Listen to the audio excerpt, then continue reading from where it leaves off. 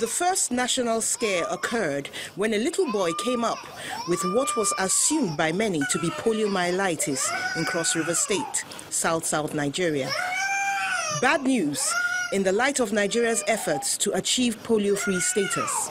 It turned out to be a case of club feet, which was promptly treated. Protests for better welfare packages and facilities started in January with resident doctors in Jos Teaching Hospital, Plateau State.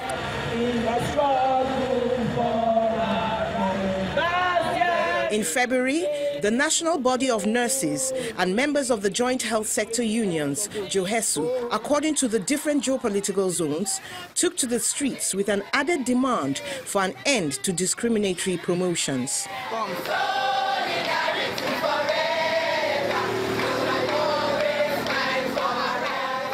These were all peaceful protests, but by the end of May, tempers had flared.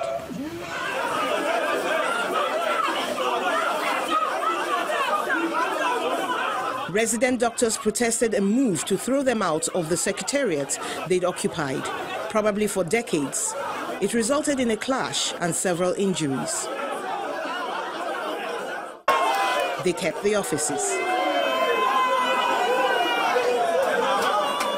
September saw a national resident doctor strike. In the same month, the joint health sector unions took their turn. The federal government was on its toes, conducting meeting after meeting to soothe ruffled feathers of the various parties. They seem to have come to an understanding. God bless. Thank you.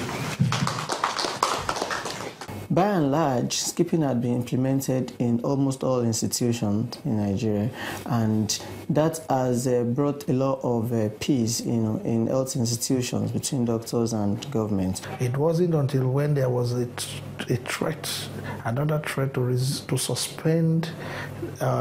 the suspended strike, that the Federal Ministry of Health finally moved the relevant documents to the presidency, which is a disaster, if you ask me. All workers in the health sector are hopeful that the circulars will be obeyed and other demands worked on.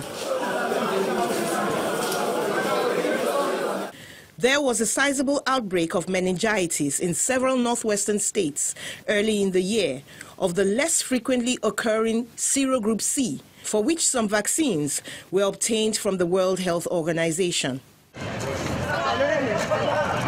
This continued for several months with episodes of Lassa fever in some states, cholera, a case of yellow fever in Kwara State, a strange illness in Kogi State, and monkeypox, which started in Bayelsa State. All these were given attention with the aim of bringing them under control. Lessons learned from these occurrences are the need for constant vigilance, hygiene, and the use of necessary vaccines.